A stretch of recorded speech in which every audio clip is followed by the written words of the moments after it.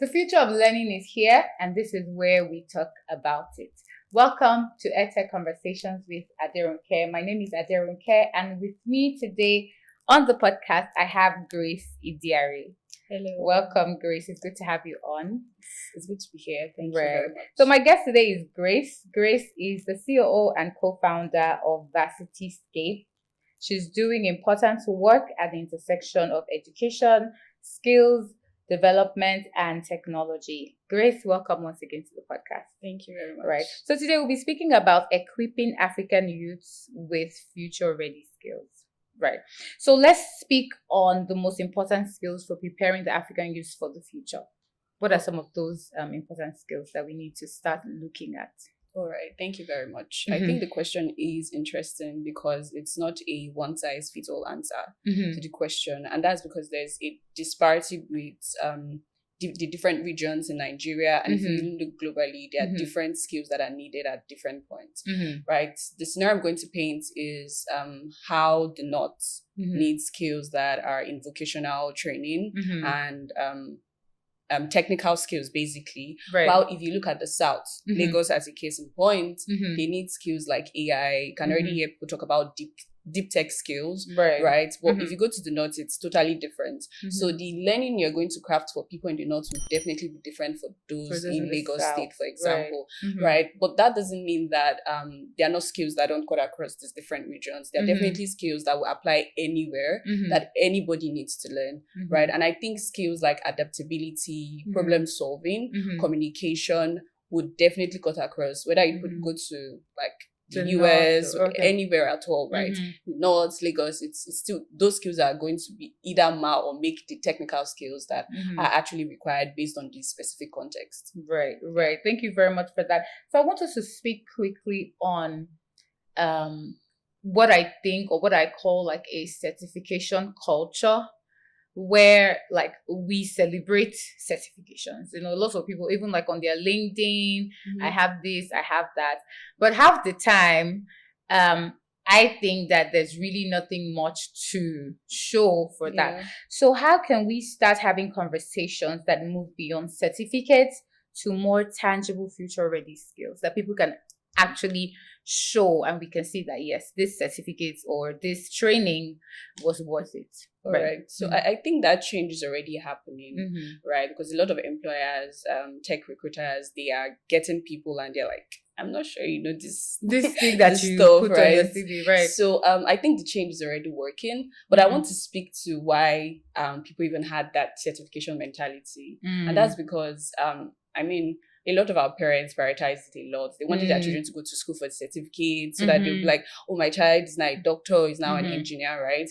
But the truth is that things are changing, right? You don't just want to show a certificate. You want to be able to demonstrate the work you have done. Right. So it's more proof than a certificate, right? So that's why you even see things like job simulations instead of just like doing assessments, like doing quizzes and courses, right? So it's even changing the way people design courses because we want you to get the actual skill, not just the idea of the skill or the theoretical aspect. And to be sincere, I think that the university still does not help, right, with certification because we are very theoretical when you come to universities, right? But I think it's changing, and it's just normal that it's changing.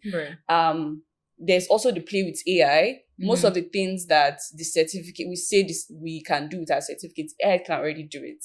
So employers are like, we need something more than the technical skills that AI is already catering to. So that change will just continue to increase, right? More traditional workplaces will care more about what you have done, projects. They would want to check your LinkedIn, for example, to see, okay, have you talked about this thing before? Have you written an article about this topic and on? So those are the ways that would now, you know, test for the knowledge and like the ability for you to actually do the work. Right. Okay, so there's this question I've been wanting to ask you as soon as I found what you do, which is, what are some of the gaps that you notice in the learning ecosystem that led to you saying, you know what, I want to start VarsityScape? You know, what influenced you working on that? Right. All right. So we have a very interesting backstory.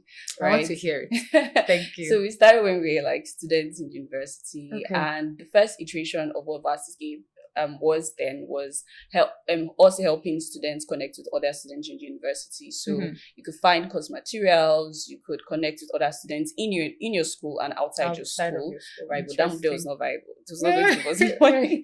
So we started to teach people tech skills. That's when there was the whole boom with tech skills in 2020, right? And we noticed that people were signing up to these courses, but they were not completing it. Right, like be excited. I'm going to take a course in data analysis, and you will not complete it. Right. So the problem we saw there was that the courses or programs were not designed to be engaging and effective. Right. That's because they lacked community. There were no deadlines, and when you don't have a deadline, you're going to postpone it. Right. That's why when you're not motivated. Exactly. That's why you would have a lot of Coursera courses, and nobody finishes. Exactly, and nobody finishes. Right. So those gaps were the things that we sought out to solve, and that's why we championed the whole quad-based learning principle a lot, because we believe that you need community, right? Learning should not be alone, right? In isolation. Exactly, should not be in isolation. In fact, our university and like classrooms were modeled that cohort-based learning. You had students that went through the same term with you, right? And you started and finished at a time. Imagine you went to school and you're like, you can finish anytime you want to finish. You would not finish, you would not graduate, right? So that's the model that we are designing to build and Varsity. Those gaps that we saw, the lack of community, the lack of accountability with like the creators and also like fellow students, were the gaps that we sought out to solve for. Right. Yeah. That's why. Right. So the next question I would like to ask you, and the question I think is in twofold. Now, there's this conversation that a lot of people in the EdTech space usually say, where they speak about when you're scaling, somehow you may lose quality. That's what a lot of people say, and I think it's true. Now, what I want to ask is, why do many learning platforms still struggle to deliver effective learning experiences? So platforms like, you talked about Coursera, right? At the end of the day, they set up the learning for you to learn and for you to, finish up and all of that. But a lot of people at the end of the day don't even get. So what are these platforms doing wrong? Why do they still struggle to deliver effective learning experiences? I mean, they make the profit, they're making their money, but the learning outcomes, are people actually getting to the end or meeting their target? So why do they still struggle with this? Scaling, yes, but are there some other reasons why they struggle? Okay, so I would say it's probably because they're not thinking with the end in mind, right? So why even training people in the first place? You want them to get the skill and use it to do work. So if you're not designing the course or the program in that way, it's definitely going to flop, because then you're not meeting the learning outcomes that you set for yourself.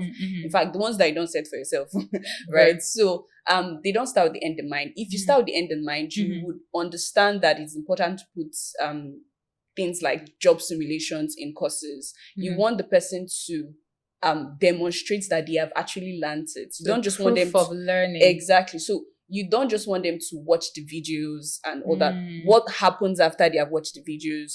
Where would they translate the skill into? Like what scenario would it actually look like? Right? So you're shifting from content delivery, like you're shifting from just shooting videos, from just designing pitch decks. You're shifting from that mentality to actually how it translates into the workforce, right? Because everybody that is learning a skill wants to do something. They want to produce something with it, right? So you have to think about it in mind, right? And sometimes why it fails with courses that are produced abroad and then shipped to Nigeria, because they don't have context of their African, market, or they don't have context sometimes. And the way we do work in Africa might be a bit different from the context that they have. So it's also important that those things are thought about, right, when you are designing the courses and programs. Right. So what you're saying is there's a lot of generic design, so no just context. Copying and pasting. Yes, everybody learns the same thing, but are you in the same environment? Exactly. Right. I don't think I've ever heard it like that, but I would definitely take note. Right. The next thing I want us to speak on is the learning experiences. How do you actually make learning effective and engaging? So at VarsityScape, how do you ensure that the learning is effective and engaging?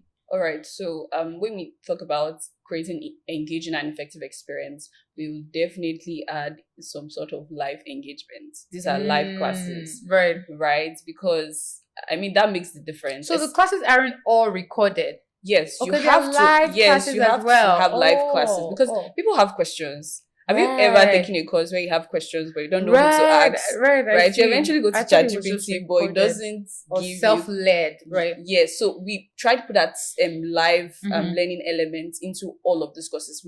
We're not the ones creating it, right? We are providing the platform, but we always advocate for people to put live classes in their courses because they need to be that human element. You need to come to class and hear the questions your other students have. Like the people that are going through the course with you need to hear their questions and hear their perspective, right? And of course, if you have questions yourself, you need to get them answered. So we always advocate to put that live classes inside. The second thing that we do is to think project-based. Don't just ask me a true or false question. Don't just say, is it yes or no? Ask me, tell me to do the thing, right? So if I go through a product design course, tell me to go and design something on Figma. Don't just say, oh, you have gone through the course, here's your certificate. Add something that leads them to do something that you have already taught them, right? That's a lot of somethings. Just make sure that you are telling them they can put it to use. To use, exactly. So don't just ask me if it's true or false because then I could guess, right? Some people actually guess and get lucky and they don't know. There's also the feedback part of it, right? You may guess something and get it, but you may not know why it's correct. So there are those different learning science elements that you also have to consider. But the two most important things that we advocate for is have live classes.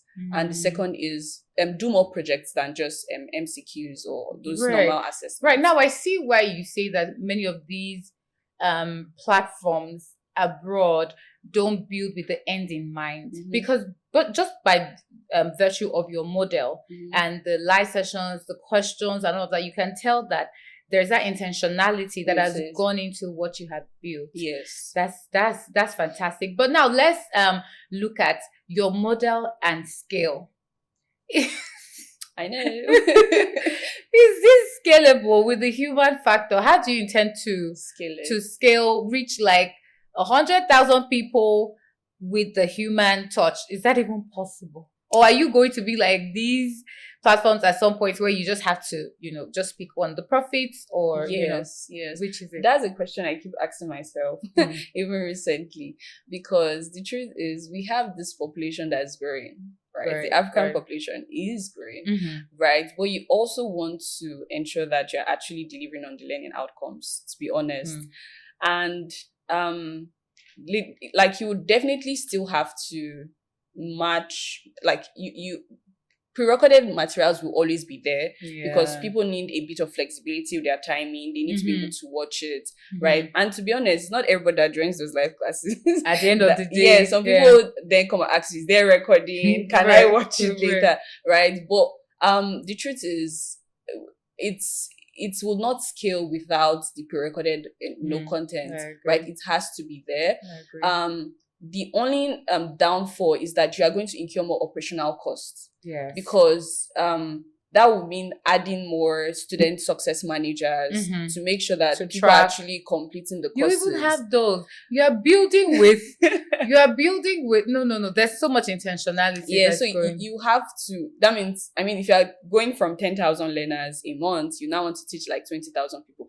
You have to increase the number of the student success managers that need those courses. So that element is there. It's just you would incur more operational costs, right? And a way to fix it is AI, right? The implementation is not there yet, but there's a way AI could also help with increasing, fighting against this downfall of scaling, right? So if it's reminding them that there's a live class, giving them context on maybe if they miss a live class, right? That would also help. But you can't eat your cake and have it. You can't. At the end of the day, right? There's always a limit with education, right? That's why. Remember, I went to a public university, right? You go to a class and you see like almost 500 people in the class. Definitely half of that class is not learning, right? One tutor to 500%. So of course, some people are falling behind. on the other window, side, they're right? not even inside the So class. sometimes it's just going to happen that you would, some people would not get or reach that learning outcome that you have set for them, but you need to think about it beforehand, right? So what are we doing to make sure that they sort of fall into the box, or we increase their chances? So that's again, well done. I must say that there's a lot of intentionality with what I've heard, and I pray that it goes on like that, because it's very important. I mean, we've spoken about how organizations can design learning experiences that build competence and not just consumption. Somehow we've touched on it, but let's go deeper into how organizations can actually be more intentional. Organizations like yours can be more intentional with designing learning experience that build competence and not just consumption, so they're not just creating for consumption, but they have that competence in mind. You've spoken about it in some, but let's just dive deeper. Okay, so I would say people need to do more job simulations. Okay. Right? There's a US company that does it. There's also a Nigerian one that I found out last year.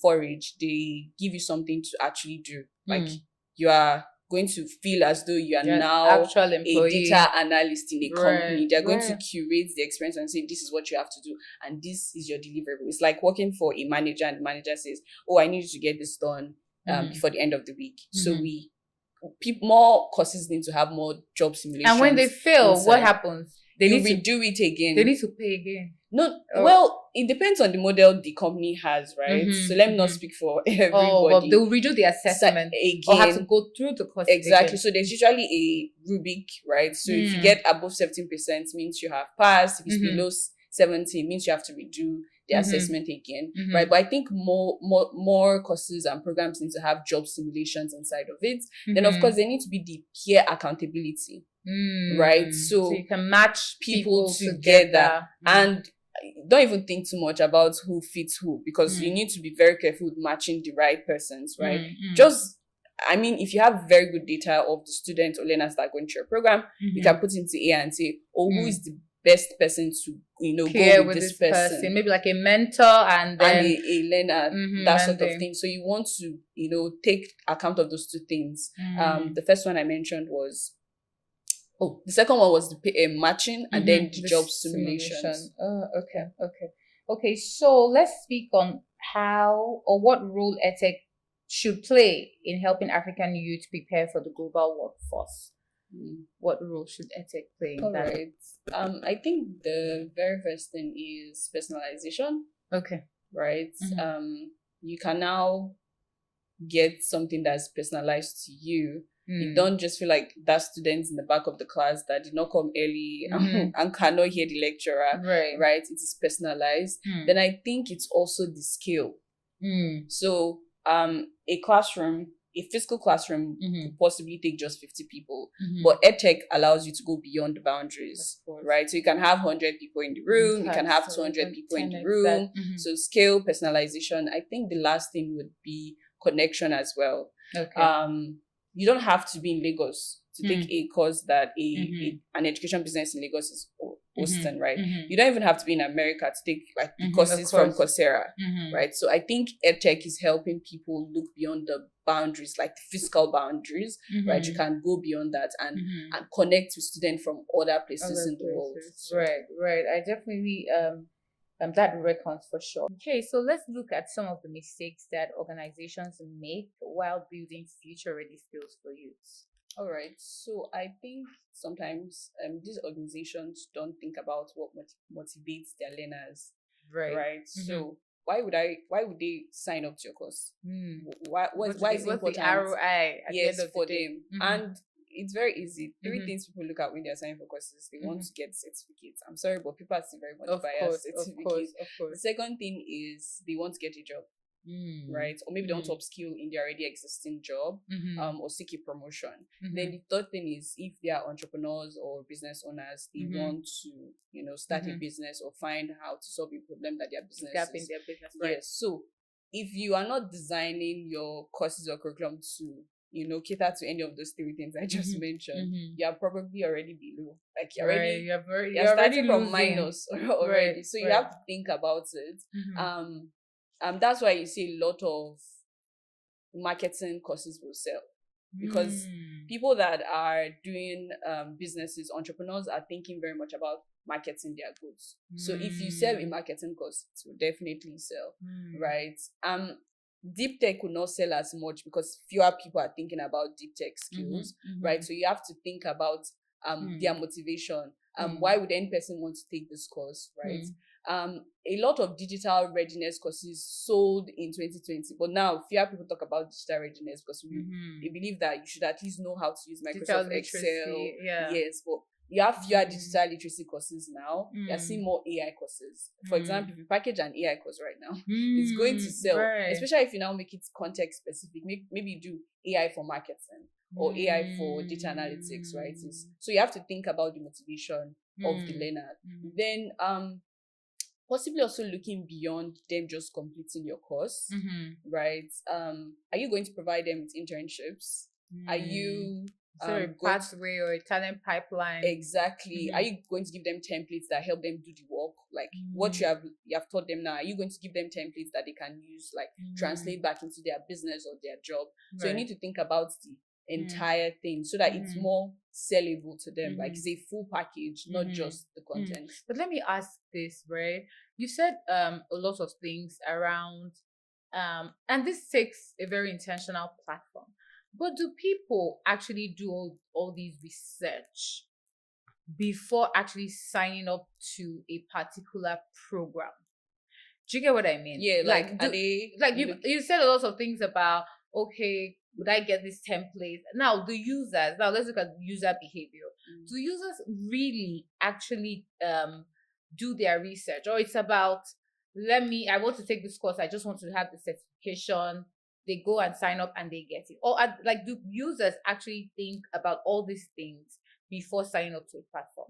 Yeah, I think so. Okay. I would personally read there's this what you will learn category for every course, right? You're going to see that, I'm going to learn how to analyze a data set. I'm going to learn how to design the learning outcomes. Exactly. So sometimes people look at then the other thing, because people are thinking at the end in mind. Are you going to give me internships? Like after I finish completing your course, what are you actually giving to me? I think people think about it actually. Yes, people do. Right. So let's talk about some of the mindset changes that you have had in terms of how has your work with VersityScape and beyond, how has it shaped the way you think about building learning solutions?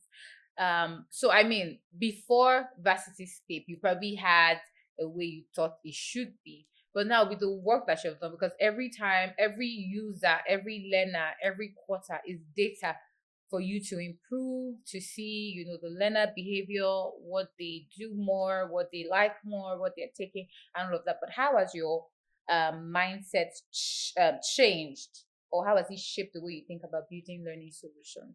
All right, so I think that I now have this I can learn anything I want to learn mindset, right? Because my background was in data analytics, right? I had to learn product design on the job, right? I am still learning marketing. I can't say I've completely learned marketing. Well, I can just see myself doing a lot of skill stacking, right? So I'm telling myself, I can learn anything, right? I just need to understand what the benefits is for me, right? Why should I go and take an AI course right now? Because I want to automate a lot of things in my business, because I want AI to take manual tasks away from my hand, so I can focus on more strategic thinking, right? So that is a mindset shift that I've seen, and I think this is also why we are passionate about what we are doing, because more people need to think like that, right? That they are not restricted to their environment, and they can actually go on to get as many skills as they want, right? Or as they demand. So I would say that's shift from I need to be one thing, I need to fit one prototype or one archetype. She's a data analyst and that's all that she is. So you can do so many exactly things. So it just helps me stack a lot of skills, right? I can go and work for another organization And I'm not just coming to them as one single thing. I'm saying I can do this. I have done this before. And that just, sort of increases the value that I provide to the organization. Right. And your choices and options as well. Are widened. Right, yes. Right.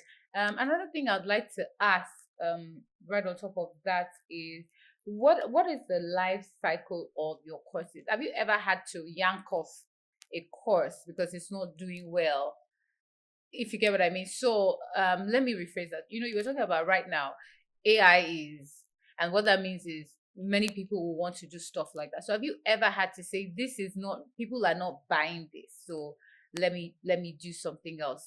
Do you get what I mean? Yeah, I understand. Right. Okay, so the disclaimer is we don't directly create those courses. Oh, okay. Yeah, we provide the platform for organizations that create the courses. Right.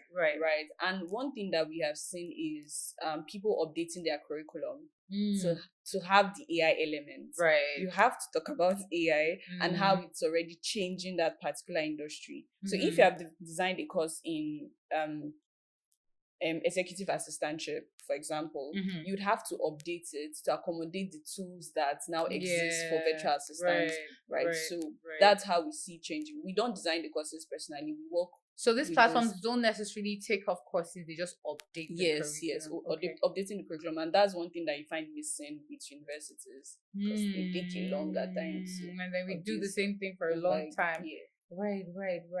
So what mindset shift do you think we need urgently? Youths, what mindset shift do they need urgently, ASAP, for these future ready skills, or to be future proof? Right. All right. So I assume a lot of people are thinking about if their current job is going to be relevant in the next 5 years.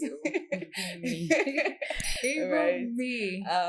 One single feature in Claude or ChatGPT is rendered useless. Exactly, is doing the exact thing that you are doing in your current role.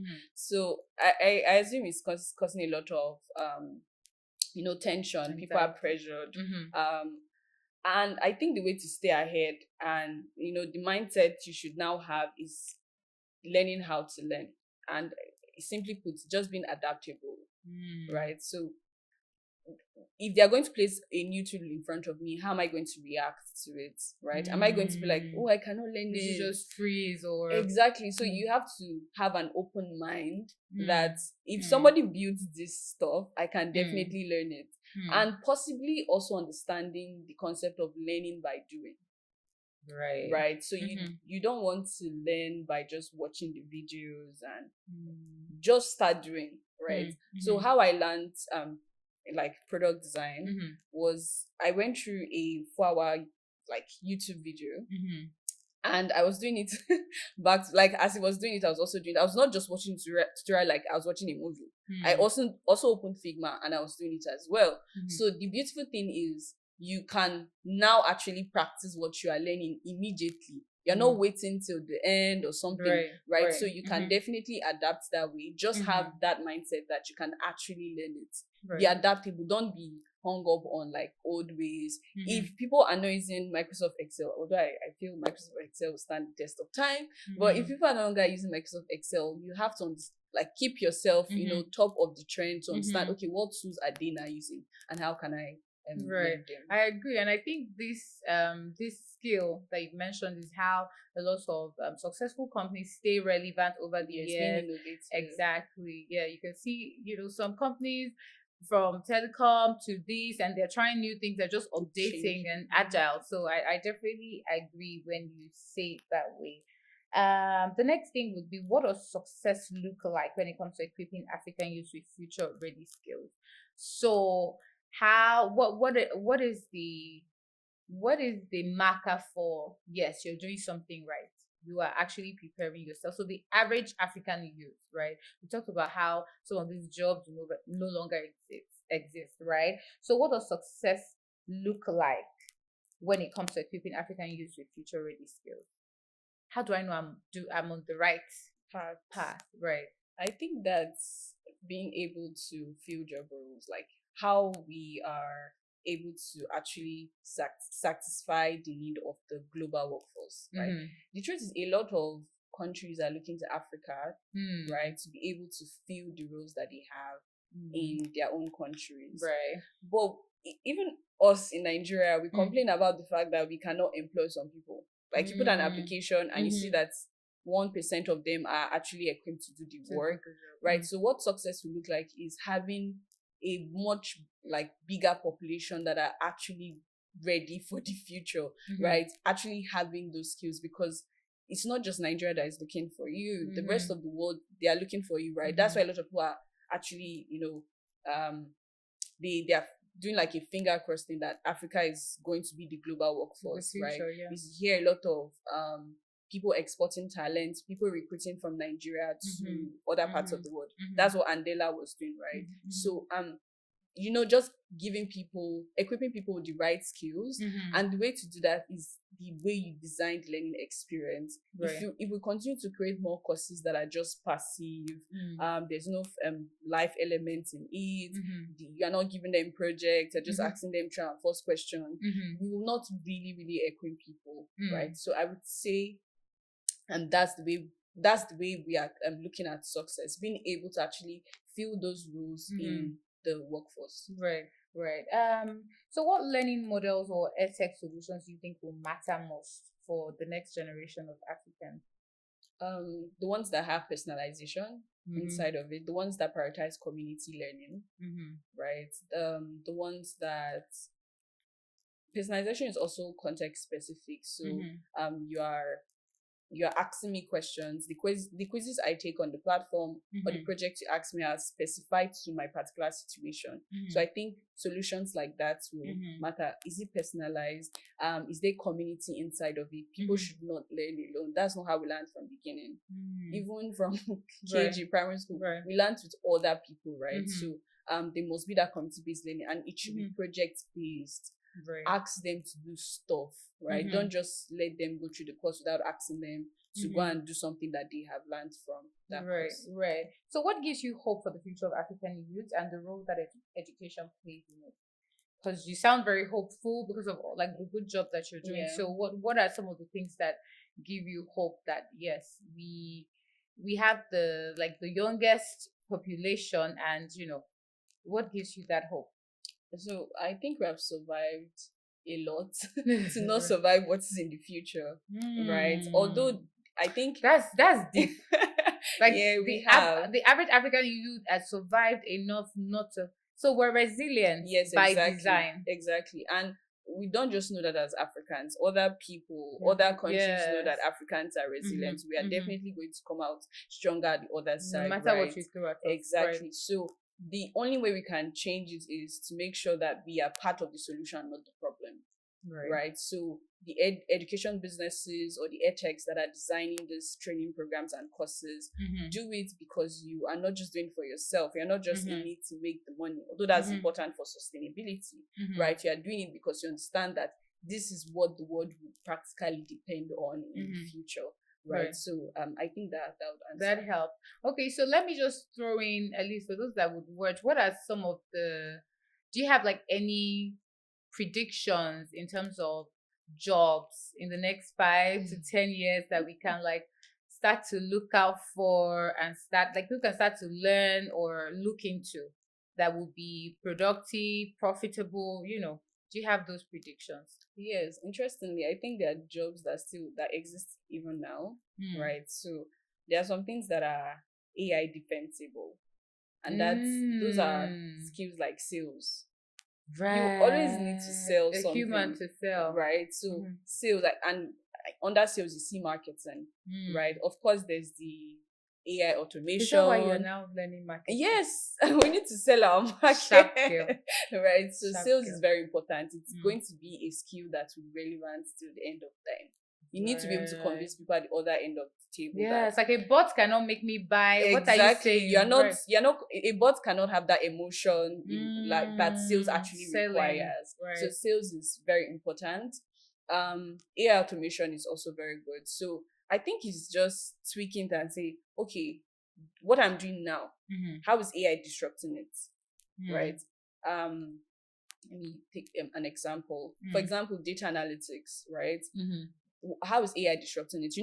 In Google Docs right now, you can actually just analyze data sets without even Gmail, without reading it, it already shows you like exactly, it's telling you these are the numbers, this is the total revenue, and you don't even have to start punching and saying some X, this right? So you need to ask yourself, how is AI disrupting it, and how can I learn this AI like disruption, right? And beyond just learning what it's already doing, what is the next step? If AI can do this, it means it can design an entire dashboard with different charts for me, right? So just being on top of that specific field that you are now. But like I said, sales, being on top of that skill.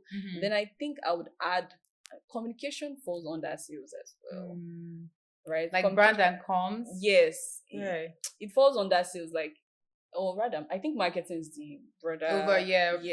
Under marketing, with sales and brand then and all brand, PR, and all of that.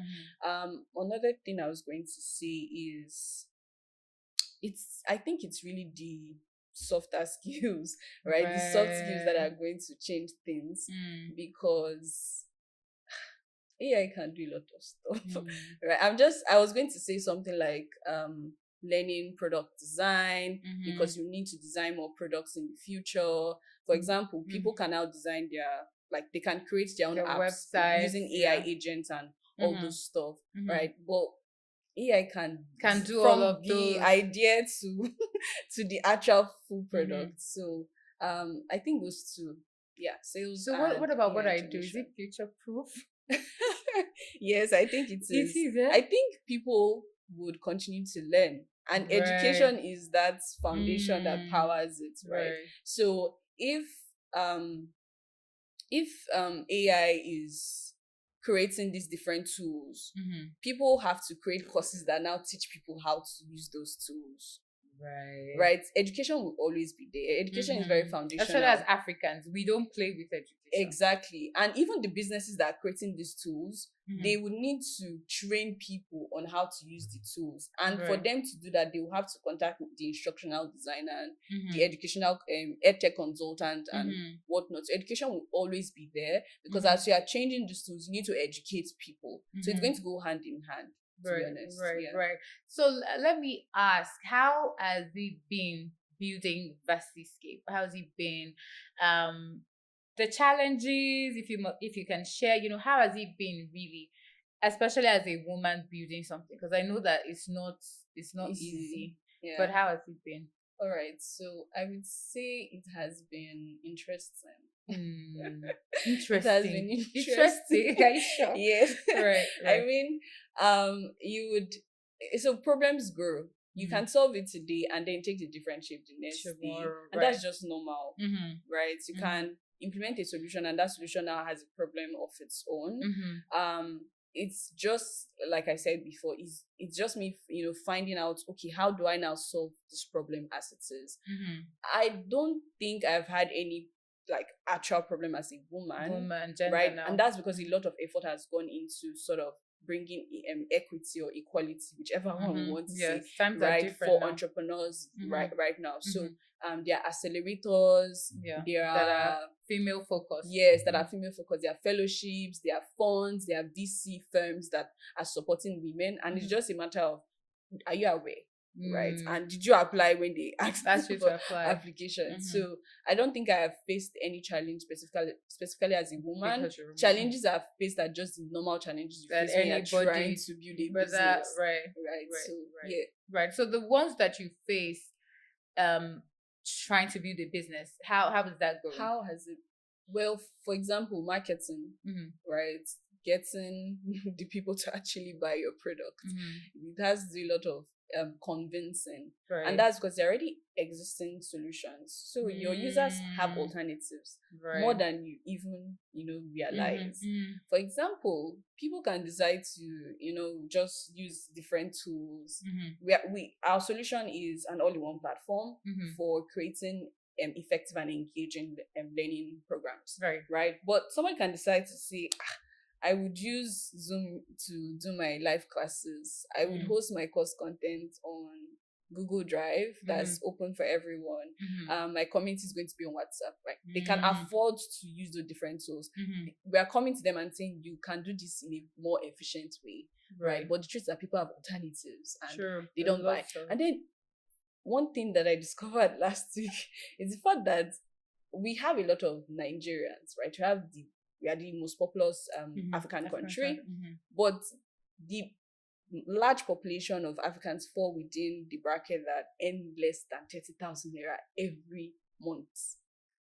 I was surprised when I searched it. I was like, so of course people. Did you even see the piggy vest data recently that said like a certain percentage earn less than this and that amount? So of course they're not thinking about education. Right, they need to eat first. They need to go to where like their workplaces, right? So those are their priorities. That means that you have fewer people that can actually buy your product, right? So, and then there's also the cultural change. People say school is scam. They can go and do some illegal thing and make the money because some people don't even understand why education is important at this point, right? They think. And that's because we have sort of created a box out of things. We say go to school so that I can get a job and make money. So people are thinking, if I can skip the school part and go and make the money, if I'm already making the money, there's no need to go to school. Right? So I think that affects it. And that's just, it now leaves us trying to change, right? Being agile and say, okay, what can actually work? What will sell? Or who should we be selling this to? Should we rather sell to the government? So that the government subsidizes it for the learners, right? So I'm just tweaking our business model, asking ourselves questions around how best can we sell this stuff, right? What kind of marketing work best? Maybe we should all go to TikTok and start dancing, right? So just thinking about those different things. Of course, there's also the layer with team building. That's getting the right people in your team to like do the different functions that is required. So I think those are the challenges that I have faced and will continue to face because same business, right? So yeah. Right. Thank you very much. It was really nice having this conversation with you. Thank for you. Sure. Same. I enjoyed every bit of it. Thank you for sitting down with me and having this conversation. I really appreciate very much. Thank you very much for watching. If you enjoyed this episode of the podcast, please drop a comment for us in the comment section. If there was anything that resonated with you or you loved about the conversation, also drop a comment for us in the comment section. And if you're watching, you haven't liked or subscribe, please subscribe, like, share, and drop a comment for us. Thank you for watching and see you in the next episode. Bye.